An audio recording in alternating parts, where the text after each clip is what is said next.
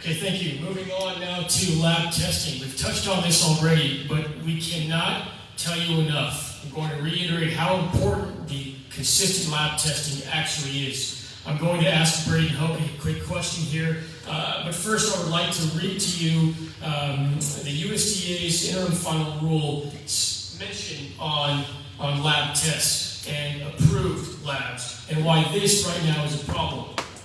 The laboratories conducting hemp testing must be registered by the DEA to conduct chemical analysis of controlled substance.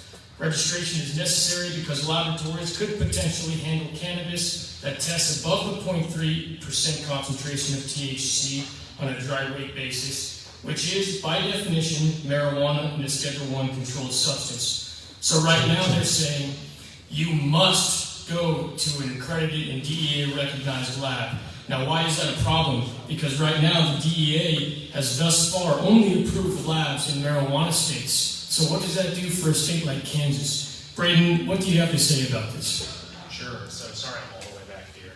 But the Department of Agriculture's laboratory who's conducting the compliance testing for all of our producers, they are currently in the process of securing that DEA registration for laboratories. In order to be DEA registered in Kansas, you have to be licensed through the Board of Pharmacy, and then you can apply for your DEA registration. But that involves being inspected by DEA agents at the facility that's being licensed and meeting requirements such as the proper security and handling, care, and storage of cannabis materials that potentially exceed that 0.3%.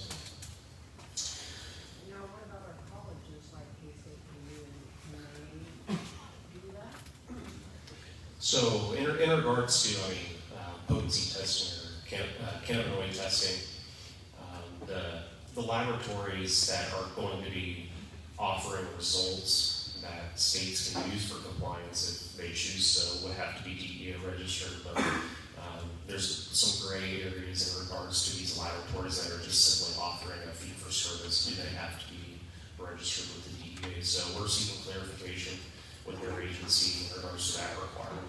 Because currently, here in Kansas, there's 2 laboratories, one associated with Kansas State University and a private laboratory that offer that service. So we need to make sure that they're not only in compliance with state law, but federal regulations when we're operating in a program in the future. Now, there are unofficial independent labs, quote unquote, that can still give you peace of mind. If you want to do regular tests of your material, as Scott Gatewood did, which ultimately probably saved his 3-4 acres, you can go to independent unofficial labs just to get peace of mind. It's very important. There are registered and accredited labs that you should go to, obviously, for the state. When you're going into extraction, you need to have registered labs create COAs for you by law. So when you get to the extraction point, yes, you need to rely on these others. But in the meantime, in the middle of your grow, keep testing. Come to guys like us, have us test for you on a regular, couple-week basis to give you peace of mind, to let you know where you stand.